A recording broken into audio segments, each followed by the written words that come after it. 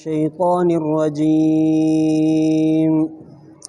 بسم الله الرحمن الرحيم. إن المنافقين يخادعون الله وهو خادعهم وإذا قاموا إلى الصلاة قاموا كسالى يراءون الناس ولا يذكرون الله إلا قليلا مذبذبين بين ذلك لا إله هؤلاء ولا إله هؤلاء ومن يضلل الله فلن تجد له سبيلا. يا أيها الذين آمنوا لا تتخذوا الكافرين أولياء من دون المؤمنين أتريدون أن تجعلوا لله عليكم سلطانا مبينا. إن المنافقين في الدرك الأسفل من النار ولن تجد لهم نصيرا إلا الذين تابوا وأصلحوا واعتصموا بالله وأخلصوا دينهم لله فأولئك مع المؤمنين وسوف يؤتي الله المؤمنين أجرا عظيما. ما يفعل الله بعذابكم إن شكرتم وآمنتم وكان الله شاكرا عليما. لا يحب الله الجهر بالسوء من القول إلا من ظلم وكان الله سميعا عليما. إن تبدوا خيرا أو تخفوه أو تعفوا عن سوء فإن الله كان عفوا قديرا. إن الذين يكفرون بالله ورسله ويريدون أن يفرقوا بين الله ورسله ويقولون نؤمن ببعض ونكفر ببعض ويريدون أن يتخذوا بين ذلك سبيلا أولئك هم الكافرون حقا وأعتدنا للكافرين عذابا مهينا. والذين آمنوا بالله ورسله ولم يفرقوا بين أحد منهم أولئك سوف يؤتيهم أجورهم وكان الله غفورا رحيما. صدق الله العظيم. बेशक मुनाफिक धोखो कनि था, ठगी कनि था अल्लाह सां। इहो ठगी जो बदिलो ॾिए थो इन्हनि खे। ऐं जॾहिं उथनि था निमाज़ जे तरफ़ त उथनि था टोटरी बणिजी करे, ॾेखारीनि था माण्हुनि खे ऐं नथा ज़िक्र कनि अल्लाह जो मगर थोरो। हैरान परेशान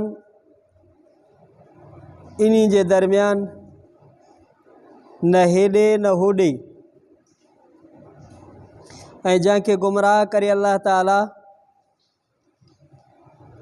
पोइ हरगिज़ न लहंदे तूं इन्ही जे लाइ कंहिं बि रस्ते खे।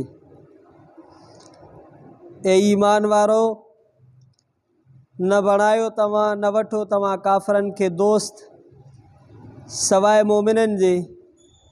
छा इरादो कयो था तव्हां? त कयो तव्हां अल्लाह ताला जे लाइ, बणायो तव्हां अल्लाह ताला जे लाइ पंहिंजे मथां दलील पधरे खे। बेशक मुनाफ़िक हेठे तरे में हूंदा बाह खां, ऐं हरगिज़ न लहंदे तूं इन्हनि जे लाइ कंहिं बि मददगार खे।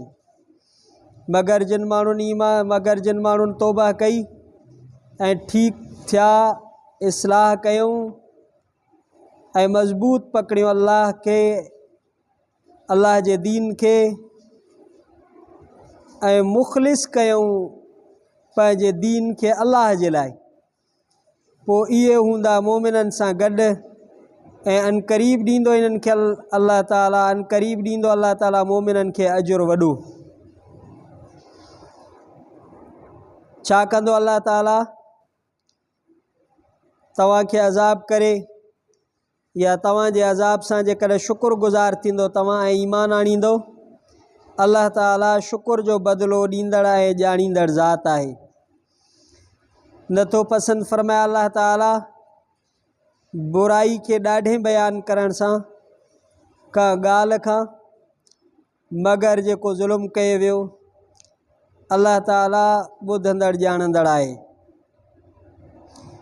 जेकॾहिं ज़ाहिर कंदो तव्हां का भलाई खे या लिकाईंदो तव्हां इन्हीअ खे या माफ़ कंदो तव्हां का बुराईअ खां, पोइ बेशक अल्लाह ताला माफ़ करण वारो कुदरत रखण वारी ज़ात आहे। बेशक जेके माण्हू कुफ़ुर कनि था अल्लाह जो ऐं उनजे रसूलनि जो ऐं इरादो कनि था जुदाई करण जो अल्लाह ऐं उनजे रसूलनि जे दरमियान, ऐं चवनि था त ईमान आंदोसीं असां कुझु ते ऐं इनकार कयूं था असां कुझु जो, ऐं इरादो कनि था वठण जो इन्ही जे दरमियान कंहिं रस्ते खे, इहे ई काफ़िर आहिनि पक्का, ऐं तयारु कयोसीं असां काफ़िरनि जे लाइ अज़ाब ख़्वारी वारो। ऐं जिन माण्हुनि ईमान आंदो अल्लाह ते ऐं उनजे रसूलनि ते ऐं न जुदाई कयूं कंहिं बि हिकिड़े जे दरमियान इन्हनि खां, इहे आहिनि जो अनक़रीब ॾींदो इन्हनि खे अल्लाह ताला इन्हनि जो सवाबु आहे। अल्लाह ताला बख़्शींदड़ रहम कंदड़। सूरतुन निसा जो 20हों रुकू, 5 सिपारे जो 17हों ऐं आख़िरी रुकू। अॼु अल्लाह जे महिरबानी सां 5हों सिपारो मुकमल थी वियो। 6हें सिपारे जूं कुझु आयतूं तिलावत कयूंसीं।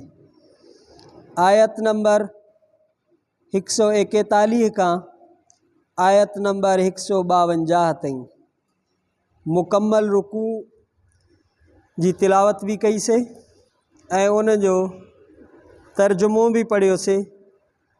इन्हनि आयात जो तफ़सीर पंहिंजे तर्जुमे मां भी वाज़ेह आहे,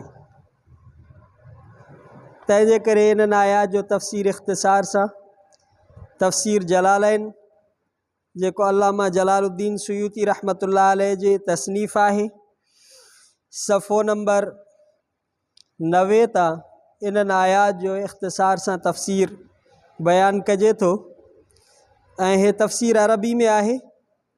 मां अवां जे ख़िदमत में उन्हनि जो तर्जुमो सिंधी में पेश करे रहियो आहियां।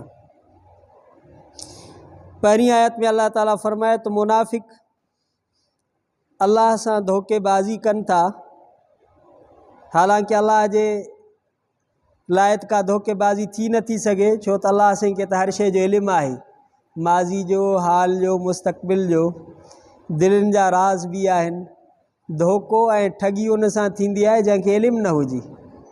त इन जो मक़सदु इहो आहे त हो पंहिंजे दिमाग़ में, पंहिंजे सोच में, पंहिंजे फ़िक्र में, पंहिंजे अकुल में उन जे मुताबिक़ सम्झनि था त असां धोखो कयूं था।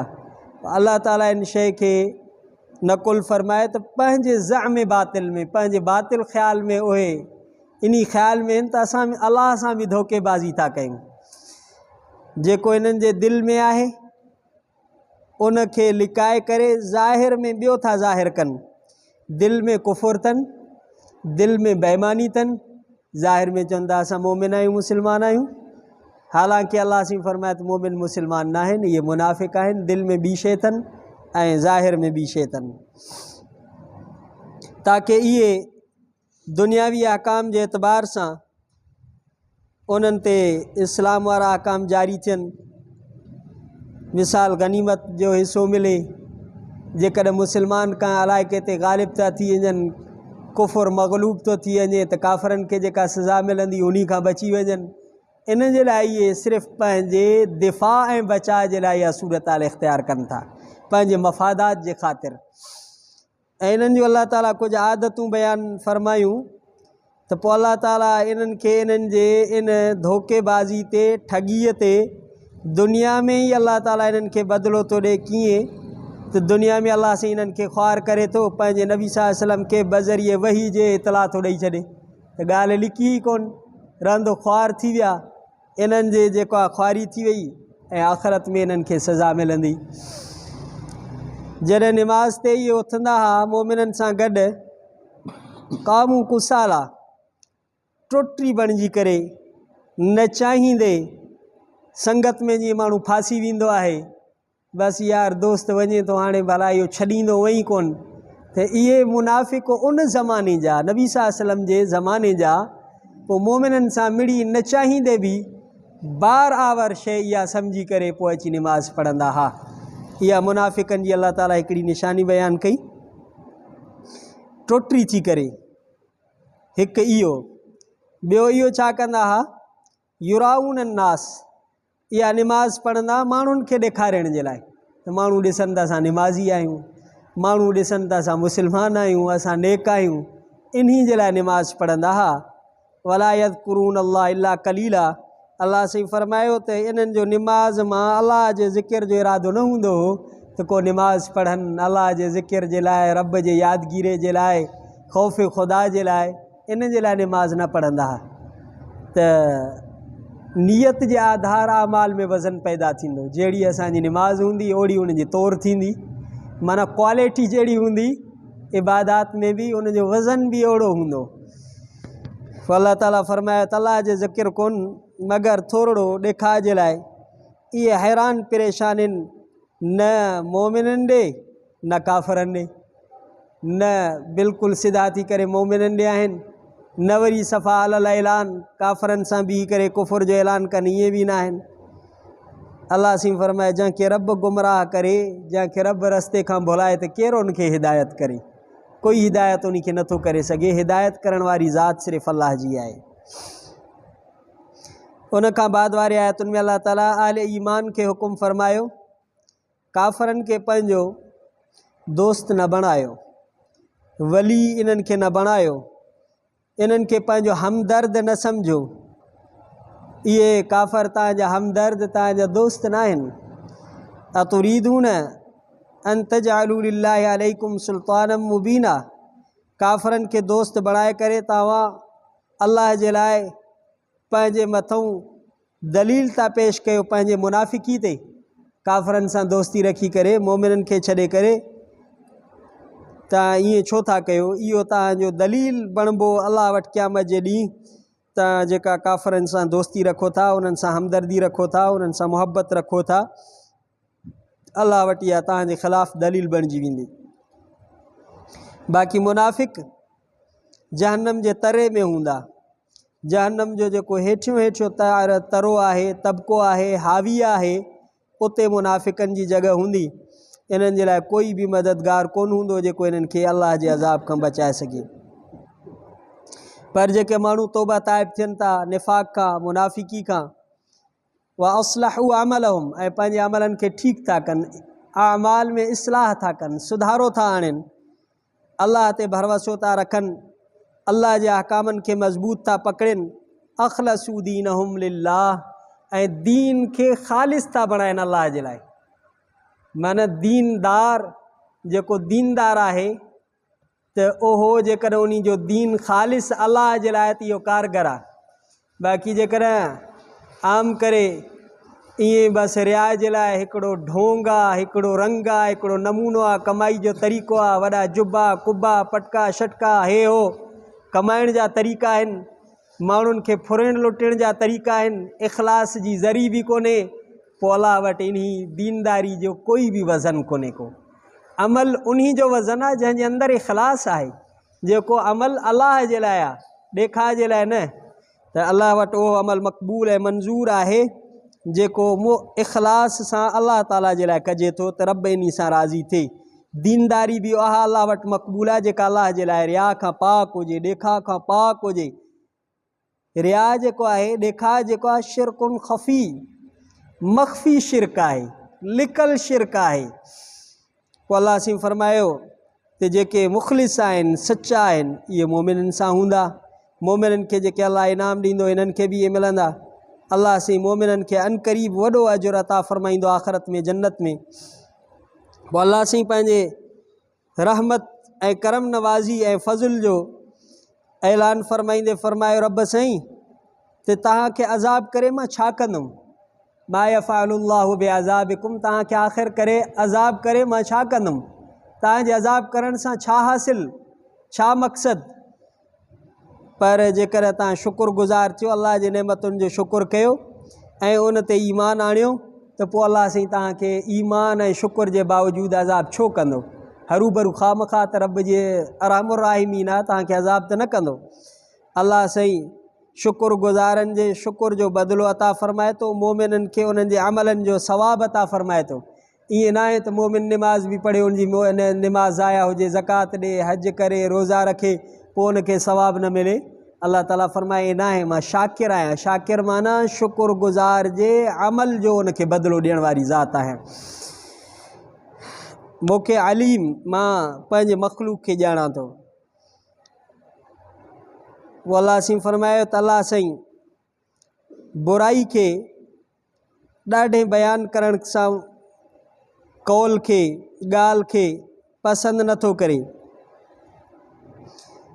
हरू भरू बुराई खे फैलाइजे, बयानु कजे, रड़ियूं कजनि, का बुराई बयानु कजे, अल्लाह साईं इन खे पसंदि न कंदो आहे। इल्ला मन ज़ुलिम, पर मज़लूम जेकॾहिं उन ते जेको ज़ुल्म थियो आहे उहो बयानु करे थो। मसलन को कंहिंजी चोरी थो करे वञे, हाणे रड़ दांह करे थो ऐं फ़रियाद करे थो, या का फुर कई अथसि, या का उनखे तकलीफ़ ॾिनी आहे, उन जे लाइ जेकॾहिं इहो पंहिंजी मज़लूमियत बयानु करे थो ऐं उन जे लाइ बददुआ घुरे थो, पंहिंजे उन ते जेतिरो ज़ुल्म थिया उन आधार बददुआ करे थो, त इजाज़त आहे उनखे शरीयत इजाज़त ॾिनी आहे।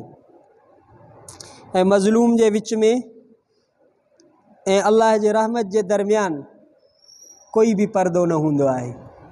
ज़ालिम जी जल्दी पकड़ थी वेंदी आहे। अल्लाह वटि अदुल आहे ऐं इंसाफ़ आहे।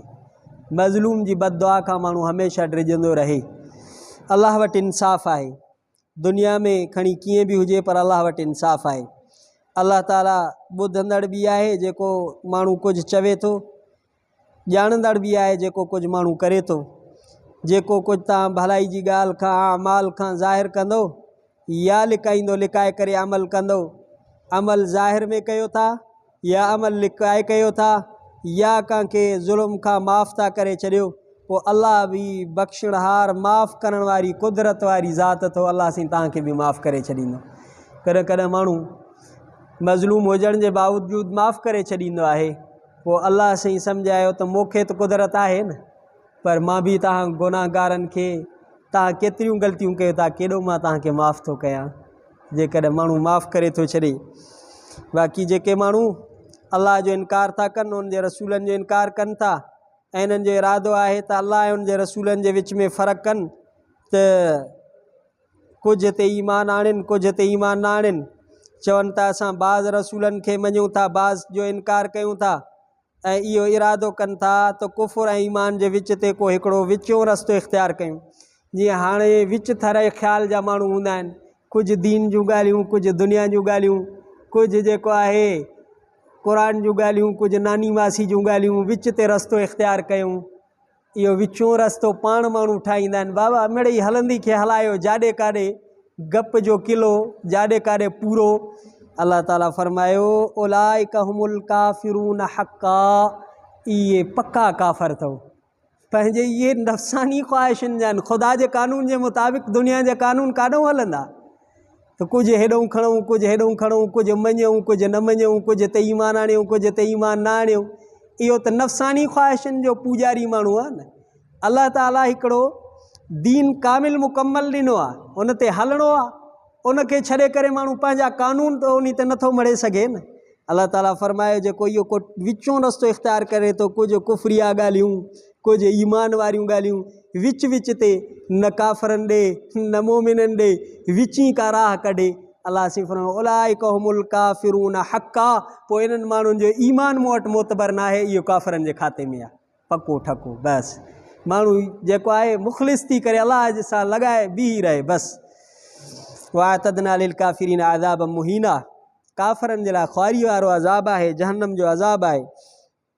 जेके माण्हू अल्लाह ते ईमान था आणनि, रसूलनि ते ईमान आणनि था, फ़र्क़ु नथा कनि कंहिं बि नबी जे दरमियान, सब के मञनि था, अल्लाह जे मुकम्मल अहकामनि खे मञनि था। उलाइका सौफ़ नुअतीहिम उजूरहुम, अल्लाह इन्हनि खे अनकरीब इन्हनि जा अजुर ॾींदो, इन्हनि जा सवाब ॾींदो। अल्लाह ताला बख़्शणहार आहे पंहिंजे औलिया वलियनि जे लाइ, रहीम आहे पंहिंजे अहले ताअत जे लाइ, उन्हनि खे अल्लाह ताला माफ़ फरमाईंदो। एसिताणी रुकू पूरो थियो। ज़िंदगी रही त वरी इंशा अल्लाह ताला सुभाणे 6 रुकू जो 6 सिपारे जो पहिरियों रुकू तिलावत कंदासीं ऐं सूरत निसा जो 21 रुकू तिलावत कंदासीं। रब्बना आतिना फिद दुनिया हसनतुम फिल आखिरति हसनतुम व क़िना अज़ाबन्नार। अल्लाहुम्मा इन्नका अफ़्वुन करीमुन तुहिब्बुल अफ़्व फ़अफ़ु अन्ना। सल्लल्लाहु तआला अला खैर खल्क़ि मुहम्मद सल्लल्लाहु अलैहि व आलिहि वसहबिहि अज़वाजिहि ज़ुर्रिय्यतिहि अल बैति अजमईन बिरहमतिका या अरहम। सल्लल्लाहु तआला ला इलाहा इल्लल्लाह मुहम्मदुर रसूलुल्लाह सल्लल्लाहु अलैहि वसल्लम।